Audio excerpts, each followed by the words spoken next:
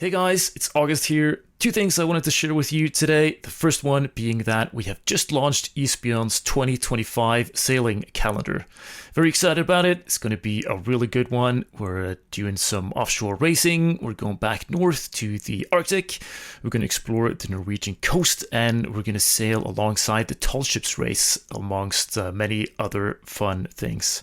I can't wait. I hope you want to come along and sail with me. It's all up on our brand new website at 59-north.com/2025, or you can go and check out our new interactive chart at maps.59-north.com.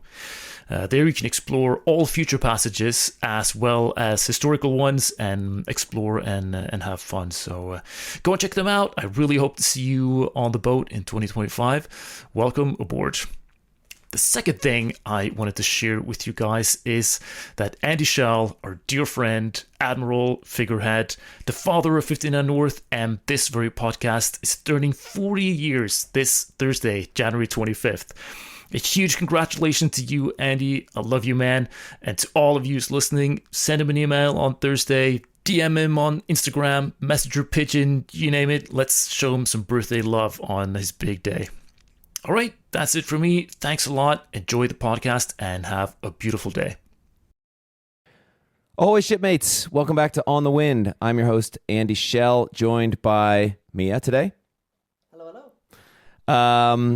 What's going on this week? I am 1 week away from shipping out to Falcon to sail across the Atlantic. This will be my 8th transatlantic and only my second one in the trade winds, so the warm route. I'm very much excited for that.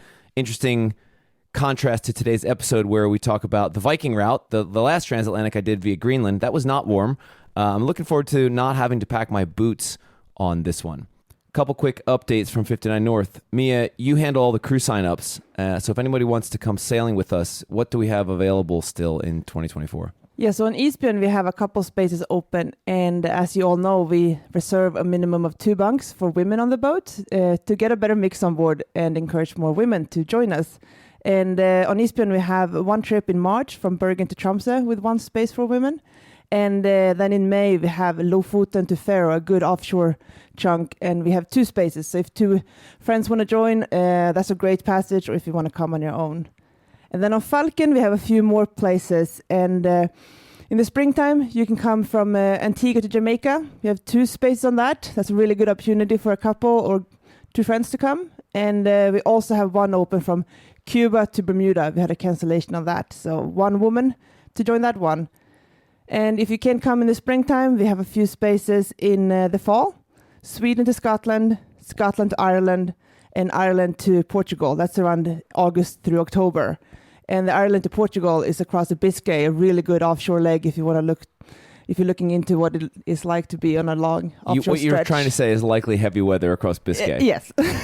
I think you always encounter heavy weather at some point through there. So those are really good spaces on Falken. And to find them, you simply go to 59-north.com/bunks to see just if you want to get a quick look on the open bunks. Otherwise, you can go to the regular calendars to see everything. Cool, thanks. So Andy, in 23, we started our apprenticeship program, and I know you've been working on getting that set up for 24. Do you want to share a little update on that? Yeah, so Vilma helped me run the apprentice program in 2023, and we had several apprentices join us on various legs throughout the year. And one of them, Shia, actually is taking over for Vilma and running our apprenticeship program in 2024. We haven't actually talked too much about this. Do you want to share what it actually is? Well, yeah, I'm getting to that. We haven't talked about much about this, and it's a thing we're really proud of. It's similar in the sense that our women's initiative is like trying to encourage more diversity and equality amongst the crew and to create more mixed crews on our trips. The apprenticeship program is offering a way for people looking to get into the industry professionally to get some experience offshore on our boats. And that's the key there, to get into our industry professionally. And it's not age or gender specific. In fact, we have several older apprentices this year, but we've limited it to 4 spaces for 2024. And then the apprentice gets actually 2 passages with us, and importantly, the break in between, because there's a lot of maintenance work and reprovisioning and stuff that goes on that is valuable for someone to be a part of. So Shia just finished the interviews for 2024. We've got all the apprentice spaces filled for 2024, and we've closed applications. But we're also doing another thing with this. On our Quarterdeck platform, we had a list of, I think it was 10 or 12 like shortlist candidates for these 4 places. And it was so hard to pick the final 4 that we said, okay, we can do more than just offer an apprenticeship on the boats. So we offered to those final 12 people and the people, I think it was 7 or 8 apprentices we had last year, we've created a space on the Quarterdeck just for apprenticeships where we're going to offer a mentorship program. So that's open on the Quarterdeck. It's limited only to those people in that program, and it's a place for them to network with each other. We're going to do, you, me, and August are going to offer like probably monthly or quarterly Q&A sessions where they can pick our brains and we can kind of give some insight on what it's like to work professionally in sailing. And we haven't talked much about it because it's been like a half-baked idea for a while now, but it worked really well last year. I think it's going to work even better this year, and I'm really proud that we're able to kind of offer this. Like this, my vision for this was, if I was, getting into sailing, what would I have wanted to see? And like, this is it. I think it's really cool that we're offering this program. Yeah, and I think it's really neat to see now. Ella, who sailed with me last year, she across Atlantic, she is now out working in the industry, and I think that's amazing to see how sometimes you just need that extra offshore miles in order to like get that on your resume so you can get out there and working. So I think it's a cool way to kickstart someone's career. If you want to learn more about this, go to 59-north.com/apprenticeships. You can see some testimonials from former apprentices. In fact, Emma, who you know from the podcast, was an apprentice first. Ben Sufer, who's worked with us for years, has been an apprentice first. Ella, as Mia said. And applications for 2025 are going to open sometime probably around August, and it'll be on that page there. So there you have it. Long intro today, but we had a lot to talk about, Mia. Are you excited to be home for 6 weeks with Axel? Yes, not maybe today because it's raining and windy, but yeah, I'm excited to be home. But I also are really looking forward to go sailing again. It was really nice. We had a really good passage. Yeah, me too. Cool. All right, we'll talk to you next week, and until then, hold fast. On the Wind is presented by Pelagic Autopilots, a group of dedicated sailors and engineers developing autopilot solutions for the blue water cruiser, solo sailor, and racer. Pelagic systems have been tested in races and voyages around the globe. In fact, both boats at 59 North use Pelagic Autopilots, and we worked with Pelagic to build a custom unit for FALKEN last year to suit her 30-ton displacement. FALKEN's Pelagic Autopilot served us well for over 16,000 miles during her first offshore season and was one of the first new systems on board that didn't require significant tweaking after our initial sea trial. Pelagic's testing grounds are the Pacific coastal races, and their philosophy is to provide simple, self-contained products, requiring no connection to proprietary data networks, one of the biggest advantages to us and the robust, redundant systems that we like to have on board Eastbjorn and Falcon. The Pelagic Autopilot uses the latest sensor and computer technologies to hold a course through the most difficult conditions. Pelagic Autopilots, built by offshore sailors for offshore sailors. Check out pelagicautopilot.com to learn more and spec your own system. On the Wind is also presented by Dive Blue, who make portable tankless scuba dive systems. We have one on each of our boats, in fact. Enjoy diving on your own terms with a Blue tankless dive system. What is tankless diving exactly? We like to think of it as innovation. Blue's tankless diving system gives divers an opportunity to experience the beauty of the underwater world without the constant worry of having heavy scuba tanks on hand. They carry 2 types of tankless dive systems, the Nemo system for tankless diving up to 10 feet, and the Nomad system, which is what we have on Falcon and Eastbjorn, for depths up to 30 feet. For us, it's not just about having fun. It allows us to clean the bottom of the boats, fix a wrapped prop, or otherwise inspect the keel and things that you used to have to do either with heavy scuba equipment or by taking a bunch of free dive breaths. And this is basically now a critical tool on both of our boats in our maintenance toolkit. So anybody that's a sailor that's doing your own stuff out there, I highly recommend one of these systems. The amount of money we've spent on divers over the years to clean the hull before a big passage would easily pay for a tankless scuba dive system. So check out the Nemo and Nomad dive systems at diveblue.com. That's DIVE BLU and then the number 3.com. Thanks again to Dive Blue for sponsoring the podcast. You're listening to On the Wind, my podcast about offshore sailing. I'm your host, Andy Schell.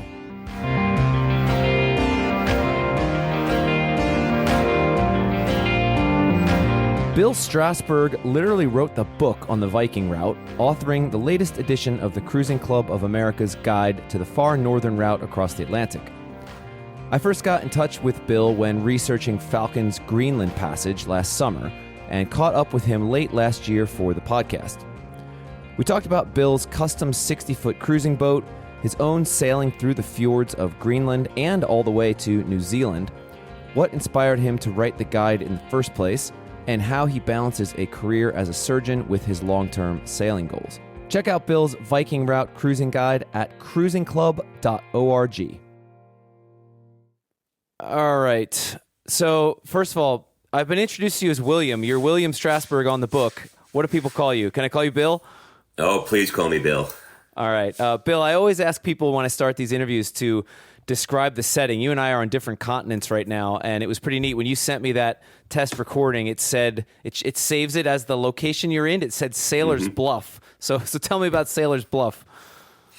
I live on the coast of Maine, Northport, Maine. And the little road we live on is called Sailor's Bluff, and not a complete coincidence, because when we moved here, it was originally basically a fire road was the name of it, and over 30 plus years, it's actually become a real named street in town, and the three houses or the three properties on this little tiny road in Northport, Maine, got to name it. So that was the choice. Are you in one of those enviable positions where you have your own boat right outside your front window? As often as I can. That is so cool. Do you have a dock there, or is it a mooring? No, just a mooring. Yeah. A little pebble beach and a mooring.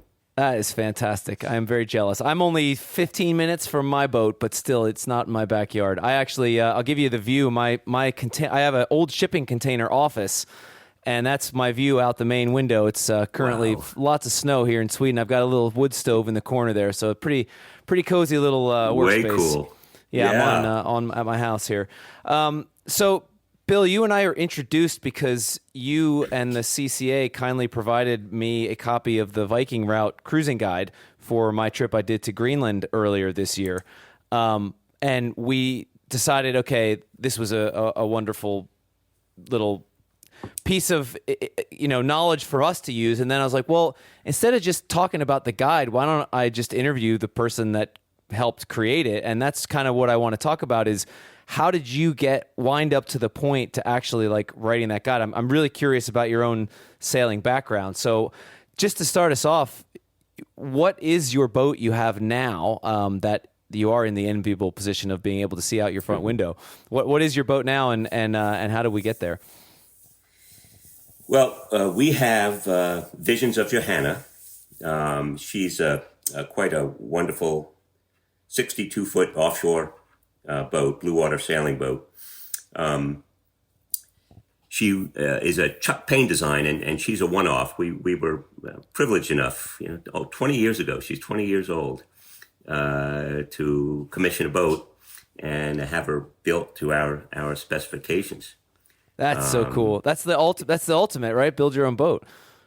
It really was. It wasn't build your own boat. It was really design your own boat. I mean, that was it. We were able to take Chuck Payne's sort of prototypical, what he calls his Bermuda series hull, and really tweak it to what I thought was optimum, and then really drew the interior. And started trying to keep it 56, and couldn't get it all in, and went to 58 and 60, and finally at 62 was the sweet spot where I was able to get what we wanted into that boat. And she's been a good boat to sail with since then. What's she built out of? Epoxy fiberglass. Hull and deck were fabricated in Boston at Boston Boat Works. Mark Lindsay was a real expert in epoxy, in epoxy construction. She's heat cured and the like, pre-contoured foam, heat cured, oven baked, monocoque. So the hull and deck are epoxied together. There's no hull deck joint. 4 watertight compartments. And she was brought up, then trucked up to Maine, and finished at Morris Yachts. Oh, cool. Up by MDI. Man, that's such a cool project. I mean, like a monocoque construction, imagine that. Like that's, I mean, I guess in doing so, that would have forced them, I guess they built the interior with the deck already on, right? Yeah. Because that's like one of the things. Then I guess that means that everything that went in can come out again. Hopefully, that's the plan. I have lots of experience with old boats and I've done several refits, and we actually did a similar. I don't know how familiar you are with our FAR 65 that I took to Greenland, but she was an old race boat that we FALKEN, redesigned the interior, and Bob Perry helped us draw the interior, and that was like an equally exciting project. But you work on old boats long enough, and you just get frustrated with the decisions they made when they were originally built and how things are easy or difficult. I want to go back even further, Bill, because I presume this is an assumption. This may not have been your first boat. She was our 4th boat.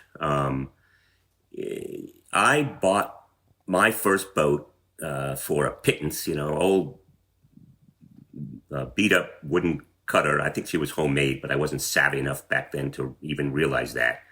But that was 1977.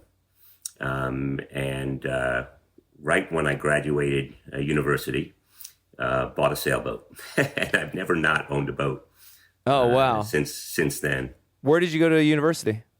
Tufts University in Boston. So are you a New Englander, born and raised?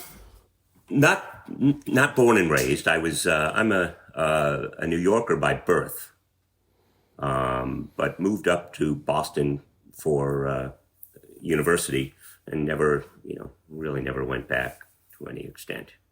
I always ask people, one of the recurring themes on this show is what was the spark? What was the initial motivation that kind of said, okay, I want to get into sailing? What was it for you? Well, for me, it was quite easy. When we were growing up in New York City, nobody in my family sailed. It was not unknown. Yet my father sort of had these romantic visions of people sailing and out on the water, and that was not anything that any of us ever had the opportunity. He never had the opportunity to do.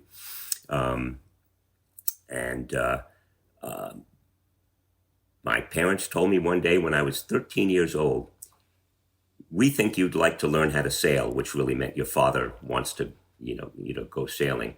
"We're going to send you to sailing camp." And I said, "Okay." I didn't know. Fine, send me. And I got onto that boat, and I've never gotten off, basically. What was it that hooked you? Back then, I think it was just the magic of being able to make the boat move and harness the wind and do it so well and so right. I mean, get that sail set and the heel just right so that it felt like a magic carpet. I mean, it just was, there was just that feeling that you get when you're sailing. Where do you fall in the spectrum of like sailing as an art versus a science? Oh, I think I'm pretty even keeled. I use the data and I use the science, but number one, my heart is still in the art. And number two, I'm just not that kind of data guy that just gobbles it up and sees it and boom, pops it out. When we were sailing on Leucathia in Alden 44 in 1997-98, I took a sabbatical and the family sailed down to the Caribbean for a winter. and our son, my stepson, my wife's son, but my son, Graham, came with us. And how old was he? He was 7. He had just turned 18. Okay. So he took a gap year between high school and college, and then our 7-year-old came. And the bottom line, where I was going with that, is when we were out there, and you'd look around, there were some clouds, and I'd be sniffing the air. Is it getting a little colder? Is it feeling wetter? And I said, I don't know, Graham. There might be something coming. And so I'd be sitting around looking, feeling. And he'd run down to Expedition and just get this ream of data, and then we'd reconnoiter and decide what to do, Oh, that's cool. That's really cool. Yeah. So you took a sabbatical from real life. What do you do in real life? I'm a retired orthopedic surgeon. Okay, cool. How did you? I mean, that's a pretty high-powered career. I assume you were pretty busy. How did you balance that with this passion for sailing, or did you? Well, I tried. You try. I mean, I lived and worked in a small town in Maine, in Northport, and for first half of my career, I was the only orthopedic surgeon in the county, and I was the one on call all the time. When in summers in Maine, you just try to go out and get as much time as you can. But I wasn't able to live the deep life at that time, focus on sailing as my primary. But it was always there. I always had a boat. I was always working on the boat, maintaining the boat, sailing the boat. What was your first experience doing sort of long distance passage making type stuff? First experience was really that 1997 trip. First offshore experience under my command was in 1997, and sailing to Bermuda. Was that about, like, how do you view ocean sailing? Is that the end, or is that the means to get to the coastal cruising? That is such a spot for people, because some just love to be out there and just, they don't care if it's like Metissier, just keeps on going. That's right. But me, I like it. But after 2 weeks, I could step on terra firma.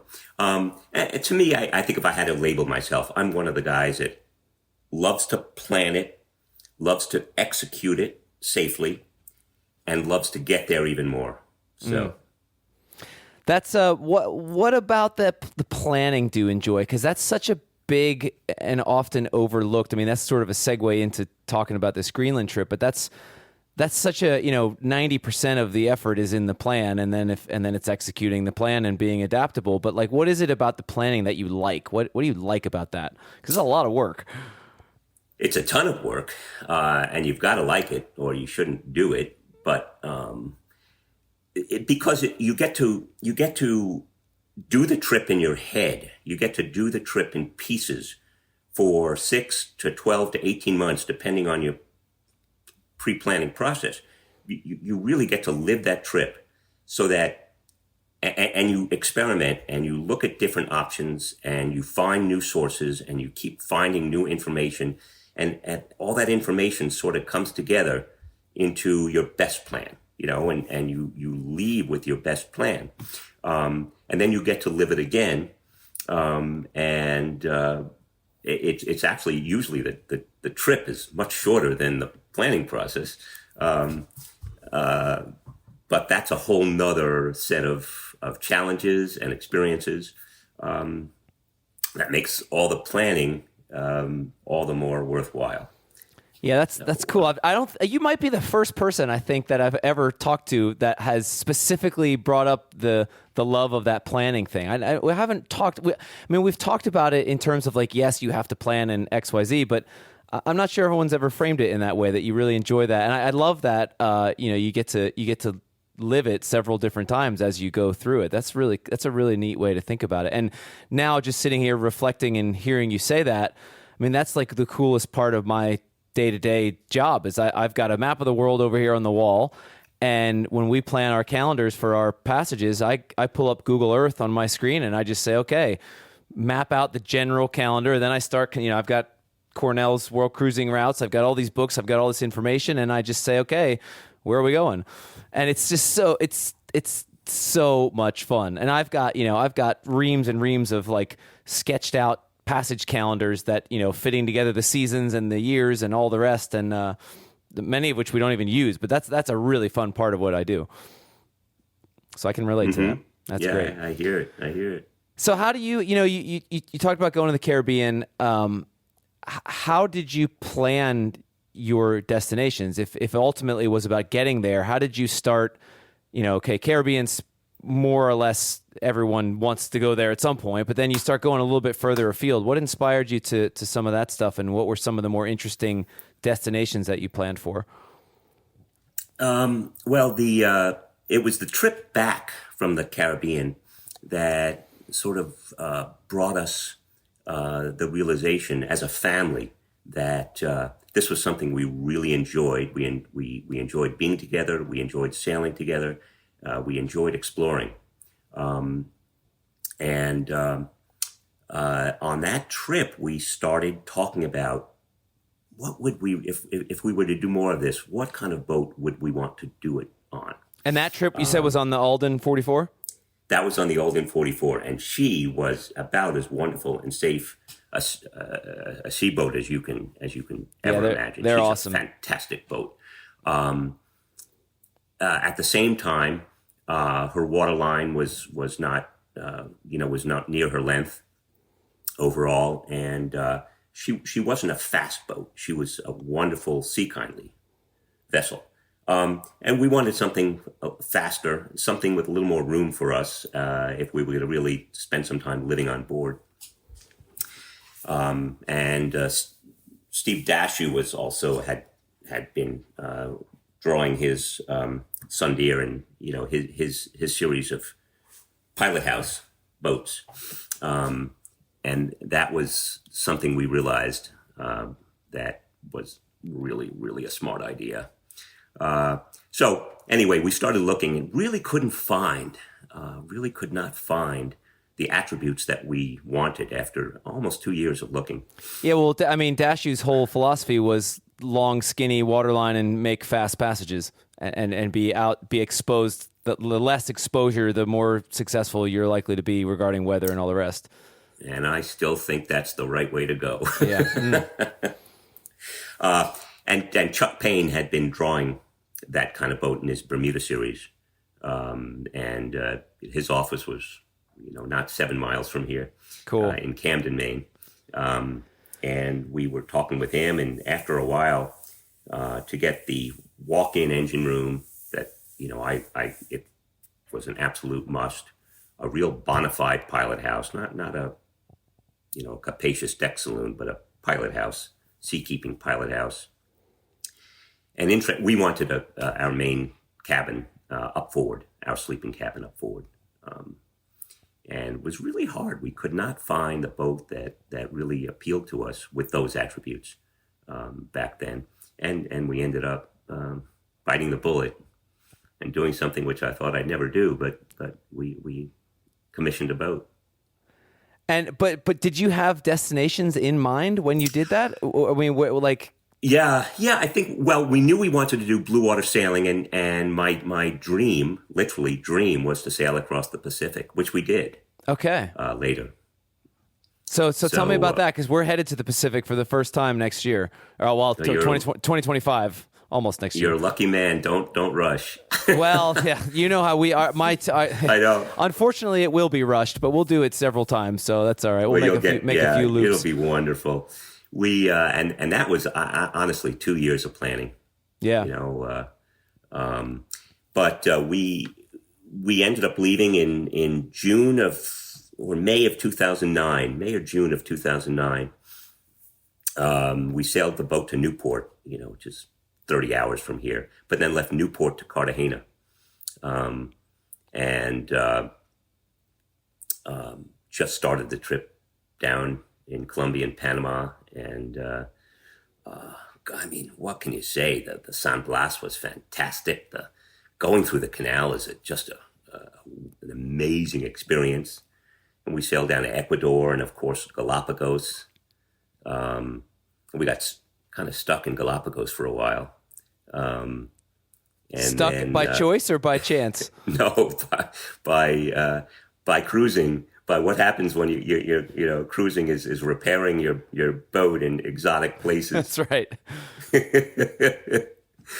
But and that was one of those amazing things. How did we figure out how to do it? We have a Brunton autoprop. Mm-hmm. And, before every long passage, we did not choose to go the coconut milk run route just straight from Galapagos to Marquesas. If you read, you obviously probably know it by heart, but, Jimmy Cornell had this small sentence and a small paragraph about the concept of going south to Easter and Pitcairn, and then across that way to the Gambier, because it really extended your cruising. You could leave earlier. You can't really get to Marquesas until April-ish, depending El Nino, La Nina, but you can head for Easter Island 3 months early, and that's what we did. Cool. But before each leg, we to stem to stern, top to bottom, and go up the mast, dive under the boat. One of the blades on our autoprop was loose, wiggled too much. And it's a long story, but we ended up having to replace our propeller. They say, "Oh, go have it hauled." No, sorry, we can't. I was going to say, yeah. I mean, you're not in a great place to do that kind of work. So we actually figured out a way to construct our own propeller puller, and had a new one brought in because we couldn't rescue the old one. Yeah. And ended up removing and replacing our propeller underwater.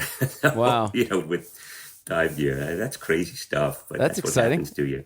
I mean, it is. That's one of those, back to those planning things. That's those sort of eventualities you kind of have to account for at the early stages, at least not with everything, but on some of the critical stuff. Yeah. Anyway, if you get a chance, I highly recommend Easter, and Pitcairn was an amazing place to visit, and the Gambiers are just fantastic. I actually, so that's pretty interesting what you say about the routes. The way we're doing the first Pacific season, we're going to be late anyway because we're actually starting the season in Portugal. So we've got to get across the Atlantic and all the rest. But if we do a second loop in the Pacific, that's a really interesting way to extend the season, because that's a big issue with the way we run trips is we've got these long seasons and we cover a lot of ground, but you got to avoid the weather areas. I'll take a look at that. That's really good advice, and heading that direction is definitely off the beaten path. That's cool. I'm gonna look that up after we get off the phone here. Cool. All right. So, did you continue all the way around the world then, or how did you get? No, we didn't. Back? We spent time in the Tuamotus and French Polynesia. Lots of time in Tonga. And then we had the boat in New Zealand. That was our destination. Cool. We had the boat in New Zealand for 4 years and visited places. We circumnavigated New Zealand 1 year, which was fantastic, and was just one of those little, pins in the puzzle that really ended up looping back to the Greenland, the Viking Route trip, because getting the fjord sailing experience was important. I mean, that was a skill that I sort of understood. By doing it in New Zealand? By doing it in New Zealand, and Fjordland was just fantastic. Yeah. I've been to New Zealand twice, but never by boat. And actually met my wife, Mia. We met in New Zealand backpacking when we were 20. I was 21. She was 20, I think, or 22, 21, whatever. So that's been one of our goals, actually, is to eventually, neither of us have been back to New Zealand since we met. So we're like, we got to sail there one day. So we're going to miss New Zealand in our first Pacific season because of the weather, just the timing. but one of these days that's going to happen. That's super cool. So sorry, back to the fjord, connecting the fjord story here. Yeah, well, like connecting, the fjord sailing actually connected to the Viking Route guide. But then we went up to Fiji. We did all kinds of sailing there, and then we had a ship back.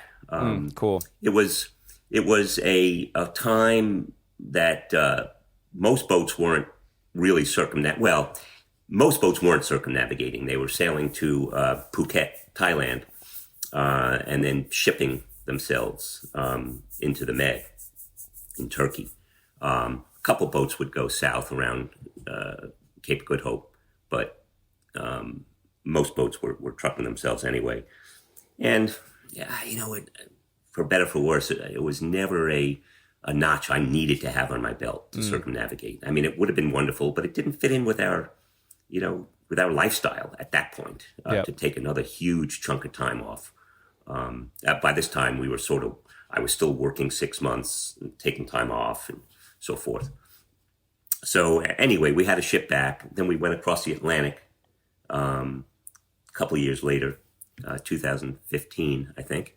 And then came back in 2019 via the Viking Route. So that brings us to 2019. You decided to come back. So you did basically I guess I did it in the opposite direction as you did it and as the book was written. So tell me talk about planning. What inspired you to attempt that route in the first place, and where did you find your information for it? Well, part of that was sailing with our good mate Steve Brown and his wife Trish. I don't know if you know Steve or Novara, but Steve's a fantastic sailor and ice person. He's a climber sailor, and he circumnavigated the Americas over several years. Cool, pretty cool trip, right from Camden too. Cool. Right here. Yeah. He started and ended. But when he was out in Alaska, we sailed for 10 days with him in Prince William Sound, and it was just fantastic. And that was my real first sailing in ice with Steve. And it's just it was so magical, so majestic. I always look for that. I enjoy that little extra that you can get if you do something a little less, a little more off the beaten path. And I just always, for years, I had this, wouldn't it be cool if, and then I did, and I almost thought about doing it, west to east as you did, but you don't get as much time that way. Unless you go up to Disco Bay or something where there's less ice in that much of the western portion of Greenland. But if your idea is to get to Europe, you spend more time from Europe than going to Europe. In any event, I started looking, and it's part of my mindset, my training, my surgical training. You have first of all, you've got to know. You need to know what you need. What do you need to know? That's you right. Figure that out. Yeah, that's a good way to put it. Need to know what you need to know. That's a good place to start. And sometimes the amount of information and the sort of depth of the information in some of the major books was almost overwhelming. When I needed to know the basic stuff first, and then you can build on your knowledge. And it was really hard to find that, at least in one place. And so I went back to the old days and started, just searching all over in periodicals and magazines and parts of different books, and just making notes and copying things. And I was filling up a notebook, and then you get to meet people. Brian Black, we wintered one year while we were in Europe in Carrickfergus, Northern Ireland, And Cool. Brian Black, who's a very he unfortunately died a few years ago. He came up and spent a day with me talking, talking about his experiences sailing multiple times to Iceland and Greenland. So you get to talk to people, you make a lot of notes. You get to find articles, you make a lot of notes. And so that I began to figure out what I needed to know and get it in order so I could understand it. I mean, I know there are a lot of different types of icebergs, but I really wanted to know, how do they move? Do I need to go windward or leeward? Do I need to go up current or down current? Those are the kind of things that I was trying to figure out. And methodically, I went through those pieces. What's the difference of what kind of weather issues do I have to deal with there that are different? As we say in the book, even experienced blue water sailors in temperate conditions don't necessarily have those special skills that are really necessary to safely sail up in the high latitudes. So it was 2 years of planning, route planning, timing, passage making, and I was fine. When I left, I was ready. What was the route? Were you in Ireland the whole time? The boat was wintering in Ireland? No, we were in Brittany. Okay. We spent time in London at St. Catherine's Dockyard, which was fun. Oh, cool. We sailed the Channel all through Brittany, the west coast of Ireland twice. It was really cool. But I was in Carrickfergus before we left, and we sailed up through Scotland.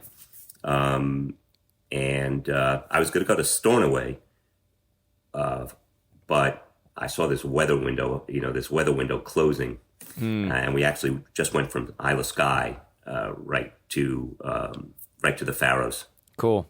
That's a place I've been by there a couple times now and have never stopped. Our other boat, Eastbjorn's been into Faroes a few times, but I've never been, so that's on my list still.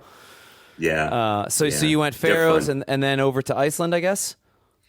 We went Faroes to the east coast of Iceland. Yep. And landed in Seyðisfjordur, in the middle of the east coast, and that's a fun town. And we got pinned there for at least a week. What time of year did you leave Ireland? It was early. We left Ireland in maybe May 10th. Okay, yeah, that's pretty early. Yeah. Yeah, and I got to Iceland. I think about June 4th, which again was early. It gave us a ton of time. Yeah. But the weather on that East Coast was not poetic.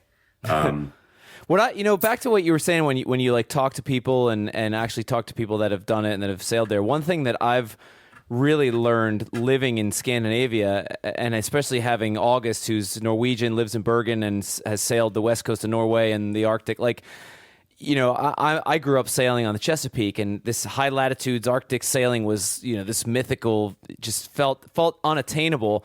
And then you talk to people like August or people that sail here, and it's just like, if you want to sail, this is what you get.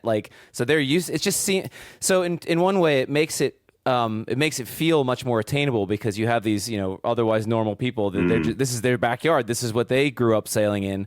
And also, I think for me, it took the edge off to realize that, okay, the people that sail in this all the time, this is not that big of a deal.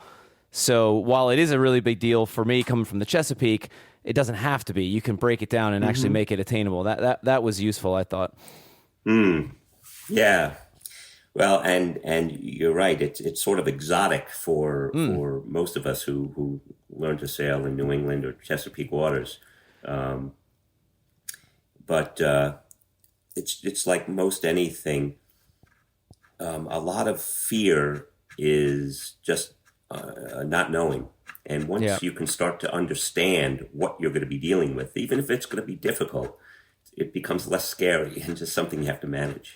So back to that, you mentioned you tried to figure out what you needed to know. What can you distill that, summarize, what were the top couple things that you thought you needed to know and that you would suggest that someone else planning this would need to know? What are the important things you need to know?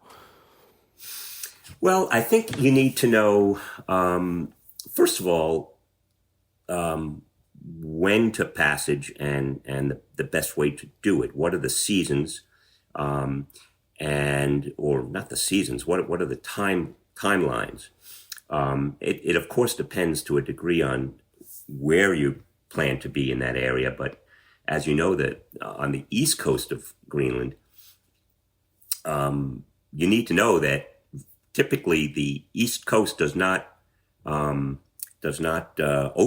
from ice until July 14, 15. I mean, that's sort of the accepted stamp of a date. But it will vary by the year. Some years it won't open at all, and some years it opens early, which it did, fortunately, in the 2019. But you need to know. You need to know what are the sites to look for that ice information. You need to know. You need to understand what the egg code is. Yeah, I learned. I had a crash course in that earlier this spring. Yeah. The egg code. So the egg code. Can you just explain that? It's the way they describe ice conditions. Egg code is a international method of describing ice in a gridded area, and on the most simple level, it tells you how much ice there is, how thick, and the coverage of the ice. Typically, we'll say that the average cruiser, and I'm certainly an average cruiser up there. 3/10 ice, 30% ice is the maximum you should consider sailing in. You get these intrepid explorers like Steve Brown, Bob Shepton. Yeah. They'll go through anything. So Bob Shepton, he wrote the foreword to the guide, and he's been on the podcast before many years ago. I met him in England and interviewed him. He's probably my favorite person I've ever had on the show. In the 400 plus episodes I've had, he's just what a character. And he was back in Greenland this summer, in East Greenland, on another climbing expedition. Yep. Yeah, he's pretty amazing. He received one of the Blue Medal Award from the CCA a couple of years ago. He's just he's a wonderful person. And when I told him, I got to know him through Steve Brown. He's a good friend of Steve's. And when I told Bob what we were doing, and it helped that Steve wrote the chapter on ice and Arctic navigation, Bob offered to write write a. Bob's one of those guys, though, that he wrote the foreword, which is great, but he is definitely not your average cruiser, right? Like, he spent overwintered on his dodos. I mean, I guess he's an average cruiser in the sense that there's nothing special about him, but he is a lot more intrepid than most of us, I would say. No, I wouldn't. I don't think Bob's average. Yeah, he's exactly. He's just amazing. I mean, he has been across there so many times. Yeah. I mean, really, an innumerable amount of times, and how many people a few people like Simon Curran, who is one of our contributors, they overwintered their boat. Very few people overwinter. Yeah, exactly. Well, That's the difference. Well, and Bob overwintered, and his boat sank while he was overwintering. I mean, to make it even crazier. And then didn't miss a beat. Bought the exact same boat, and off he went again. Anyway, I interrupted your description of the egg code thing, talking about normal cruisers, 3/10 ice. Carry on from there. You've got to know to go to the DMI site, Denmark Meteorological Institute site, to pull down satellite images, because it's really helpful to be able to see it, see the cover, and see where the ice is and isn't. It really is helpful for most boats to have a shoreside, some shoreside help, somebody to compress the weather files. Yeah. And that happened to us. I was sitting in Isafjordur, for a week or whatever, checking and waiting, and all of a sudden, boom, ice eased one day and was open the next. The Tasiilaq, Storo Island area. So when you left Isafjordur, you went across Denmark Strait and cruised the east coast a bit, or did you go straight to the? No, I went almost due east. Yeah, this was one of the amazing things about the voyage we did. It was an overnight, one overnight from the Hebrides to the Faroes, then a little day sailing through the Faroes, which was really spectacular, and then an overnight to Seyðisfjörður. Then you go up the coast and across the north, Húsavík and some really incredible places. And then Isafjord, we spent like 3 weeks there, just touring Iceland. Yep. And then it's an overnight to Storo Island or the Amazilic commune. It's just amazing. The how that really changes your sailing planning. Yeah, it's amazingly accessible. The opposite of which sailing up from St. John's, we didn't do Labrador or anything like that, which could have, I guess, made it shorter. But we had, it was like 800 miles to get from St. John's to Nanortalik, the little village on the west side of the Prince Christian Sound, and that had its own challenges. You got a big stretch of ocean to cross with ice and all the other considerations. So I actually wrote a couple articles about our trip, and I wrote in one hand, because I left Annapolis, so I was on the boat from Annapolis all the way to Iceland, and in one hand, as you progressed north, the conditions. We left Annapolis in July. It was summer. It was easy sailing. And then you start getting fog around Cape Cod, and it gets a little cool. And you get more fog in Nova Scotia, Newfoundland. Then you start getting the ice around Newfoundland. So it kind of progressively got more and more challenging. So it was a little bit, I wrote that it was a little bit more manageable that way because you can sort of ease into it at a pace. Whereas, you're leaving Scotland and going straight to Faroes and Iceland, which is serious cruising, in that sense. So, but shorter passages. Right. Yeah. Well, I'll be doing that trip. I hope we'll see your trip in early July this year. Okay. All right. Year. So you planning it again, huh? Yeah. Yeah. One thing I want to ask your thoughts on, because the thing, reading the guide, all the other research I did, nobody was able to properly explain how phenomenal and just stupendously unbelievable the scenery is up there. I was absolutely unprepared for that, and I don't know why. It may have just been me overlooking that because I was focused on the details of the passage and the ice and all the rest. But holy smokes! Did you feel that when you got there? It was just, and I had been to Svalbard prior to that, and I thought I'd never top that, and I firmly believe that Greenland scenery was an order of magnitude more spectacular than even Spitsbergen was. It was beautiful. Particularly, I thought the east coast of Greenland was, amazing. I have a lot of pictures in the book that don't even do it justice. Well, they can't, yeah. But it's beautiful.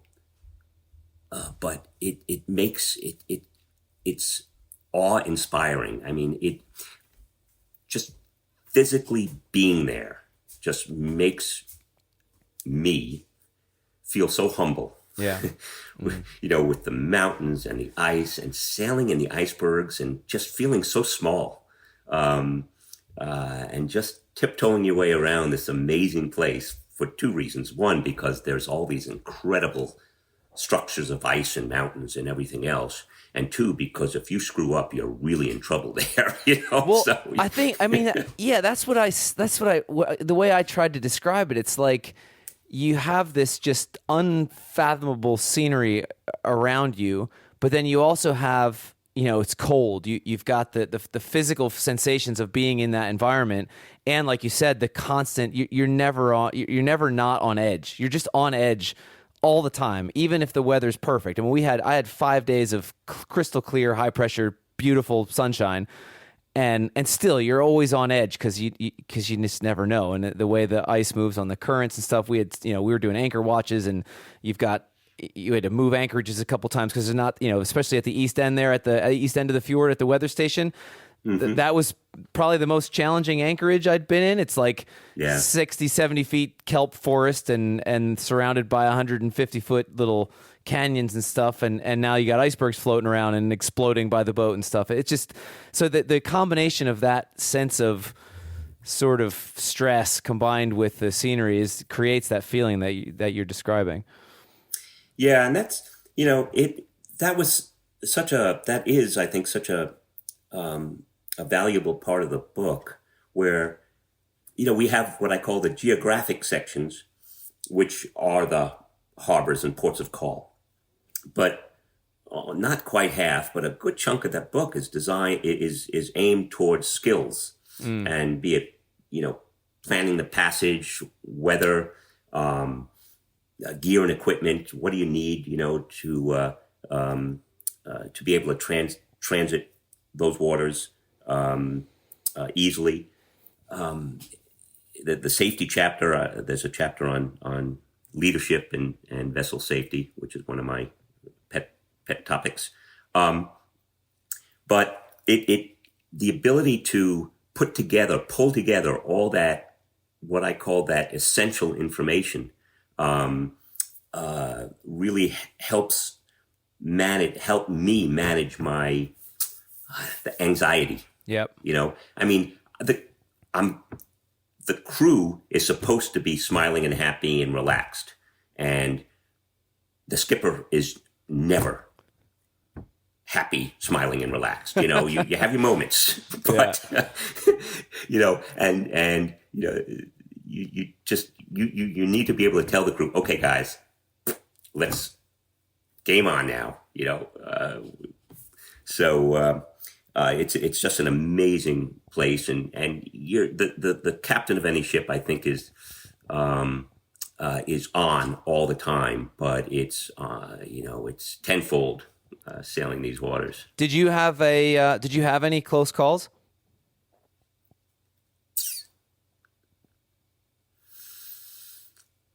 I think for the most part on that trip, we really minimized. We minimized anything. We did have one very quick change of plans. Where were we coming out of? Somewhere on the south end of the Amasilla commune. I was really trying to day hop down the East Coast just to, eat as much up as I could. But I saw weather coming that was really going to pin us in for a while, and we just made a on the fly change. As I pulled in the weather as we left the anchorage, I saw that materialize, and because my eyes had been on it, and I said, "All right, guys, let's go into overnight mode." And we just hightailed it down to the Prince Christian Sound. But no, for the most part, luckily, we were fortunate. Yeah. I mean, you say luckily though, but isn't that the point? Isn't that how it's supposed to be done with the planning? Isn't that the whole point? Yeah,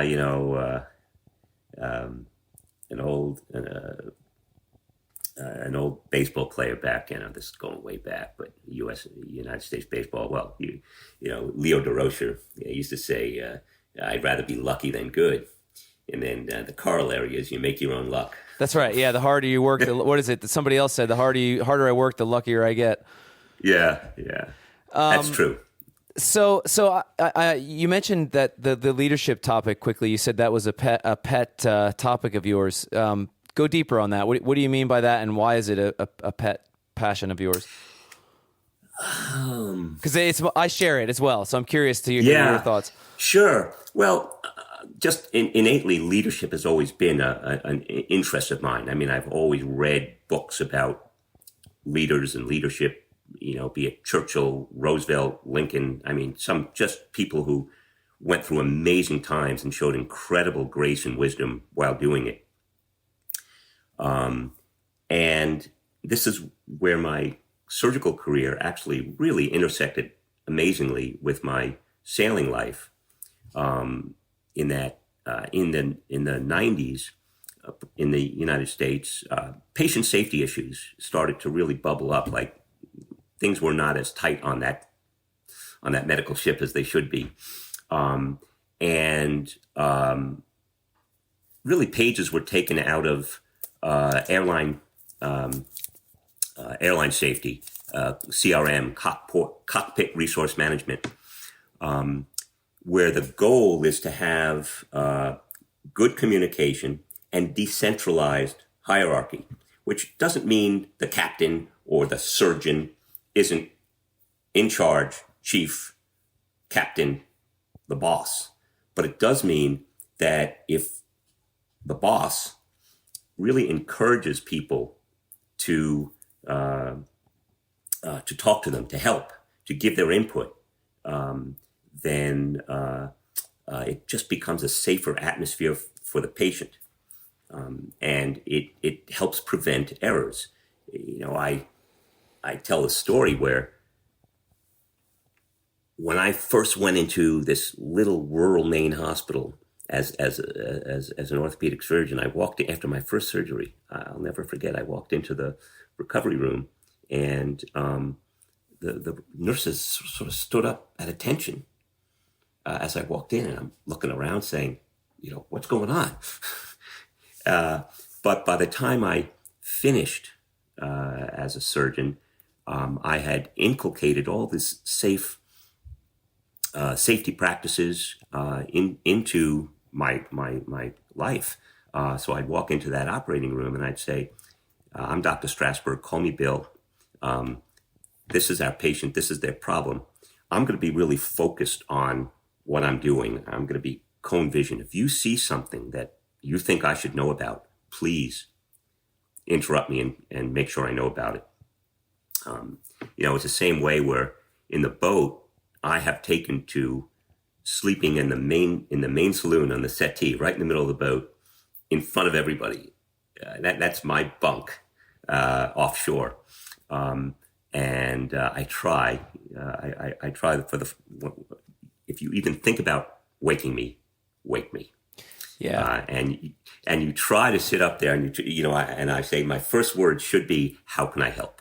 You know, that's right. Yeah, it's I mean, we put in our standing orders. The last note is like, okay, if you have doubt that you have doubt, wake us up. Exactly. Yeah. So creating that kind of teamwork where people know that they need to look out for one another, that people are willing to say, hey, you need to get clipped in to one another. You forgot, or not be afraid to wake somebody for a question, not be afraid to ask for help, but that we're all literally in this boat together, and what we call in the CCA a culture of safety aboard the vessel, so that everybody has one goal, which is to help one another have a safe passage. Yeah. It's that CRM, the crew resource management, cockpit resource management, whatever has evolved. That's one of those things that to me feels so obvious that it's hard to imagine there was a time before we didn't do that, because it's so common now in airlines. You hear it. Have you read the best article, I think, as it relates to sailing? Andy Chase wrote about the sinking of the Bounty in Wooden Boat magazine. So this was a big issue in the sinking of the Bounty in Hurricane Sandy, because the captain of that pretty clearly did not subscribe to that notion. And there's a really awesome article that Andy Chase wrote, he teaches at Maine Maritime Academy. I don't know if you've come across it or not, but if you haven't, you should. It's really, really great. And it just feels like one of those things that's like, how was there a time when this didn't exist? Because it feels like such an obvious thing. Well, what I think I allude to in the Viking Route Guide is Rachel Slade's book, Into the Raging Sea. Yeah, yes, yep. She's been on this show as well. That was an amazing story of hubris, yep. and fear and greed, and oh my God, Maine Maritime Academy is not far from here. Yeah, yeah. So, and then in terms of the airline things, airline incidents, Malcolm Gladwell has written about it beautifully in his book Outliers. Yep. I recall that as well. Well, that's super interesting. So tell me just briefly, your involvement with the CCA, well, just generally the Cruising Club of America. Just give me the quick elevator pitch and what they do, what your involvement is, and how they're involved in writing the book or in publishing the book. Well, the Cruising Club of America is a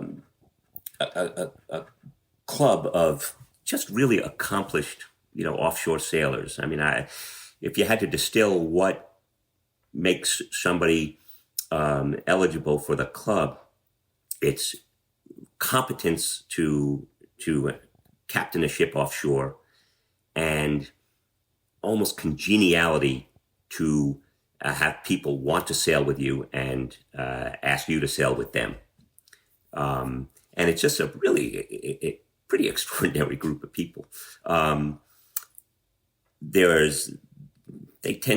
CCA members tend to do the more off-beaten paths.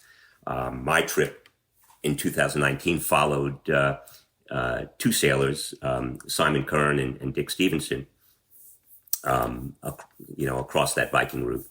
And there was the CCA publishes, I guess for almost 75 years, cruising guides to Canada and the Canadian Maritimes, Labrador, as you know. And it's the people who contributed to this book, are all real experts.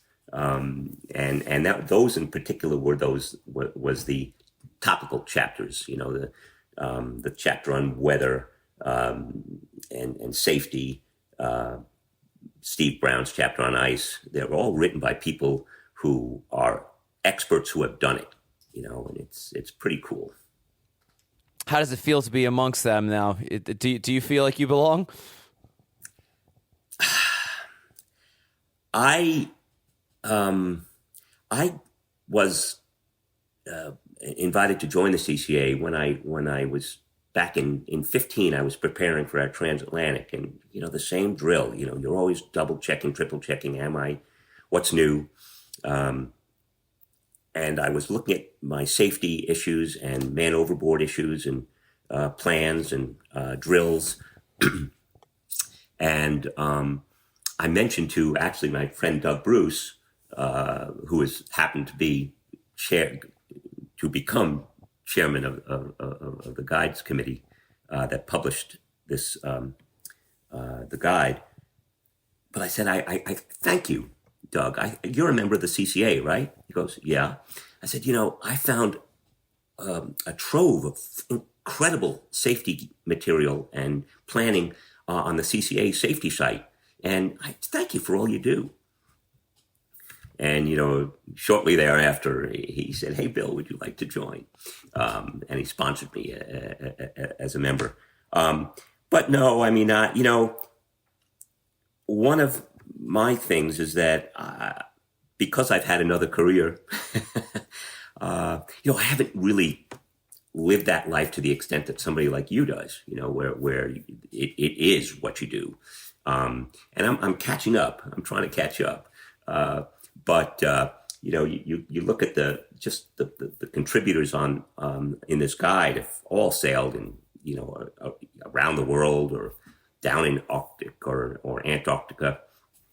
It's a pretty amazing group of people that has the talent, I guess, to help put a book like this together. The book evolved from my notes and literally my bullet points. It turned into this book, but then you hand off the concepts, to people to really give it the substance and the depth, and it was pretty amazing. Yeah, it was super helpful, and I just thank you again for. I think it only just came out. And we got one of the earlier copies, I guess, because we were looking for resources, and I think I forget how we first got in touch, but anyway, it was very helpful. Yeah, it was Adam. Somehow Adam was in touch, and It had just been published. Yeah. Literally just been published. And I don't know, I think the copy caught up to you in Newfoundland or something. It did, yeah. It was sent to a friend of ours in St. John's. Yeah, that's right. Yeah. Well, it was very useful, and it's one of those places like Svalbard was. You go there and you're like, all right, well, we're definitely coming back here someday. Like you just have to. It's so. No, well, this has been great, Bill. We've been talking for almost an hour now, believe it or not. So I'm gonna wrap this up and let you get on with your day. I've got to go pick up my 3-year-old shortly. But this is really nice talking to you. I'll let you know this won't publish for a while because we have a schedule, but it'll publish sometime in January probably. Okay. The next couple of weeks. I'll let you know when. But this has been great. I always end these. Is there anything that you want to add that I haven't asked you about? I don't know. I think we've covered a lot, Andy. It's been, as you say, it's really a treat for me at this point to feel that I've achieved the sailing chops. To be able to be on this show and speak to you on the podcast. So it's been great. Thank you. Cool. Well, this is great, Bill. I'll have to get you in touch. One of our former crew members, Emma, she just moved. I moved to Maine. I know Maine's a big place, but she bought a Navy 44 from the Naval Academy and rebuilt it, refitted it, and she's up in I forget where, but I'll have to put you in touch with her because she's super cool, and at the very least, you guys can share some resources on Maine. Yeah. Our son Graham. Is a naval architect, marine engineer, Navark, and he did a lot of the work with Dave Pedrick. David Pedrick on that Navy 44. Yeah. Wow! Oh, that's really cool. Oh, that's neat. Very cool. Cool. Well, all right, Bill. Thank you very much for doing this. We'll just, if you want to just sign off, and then we'll stay on here, and we can get the recording. Okay. Thanks. Have a great day. Thanks, Say Bill. hi to that 3-year-old for me. Axel, I will. Thanks. Thanks again to Pelagic Autopilots for sponsoring this episode of the show. To spec your own system and learn more about their independent, robust, and redundant autopilots, go to pelagicautopilots.com. Thanks again to Dive Blue for presenting this episode of the podcast. Go to diveblue.com. That's DIVE. BLU and the number 3 to check out the Nemo and Nomad tankless dive systems, and never hold your breath to fix a wrapped prop again.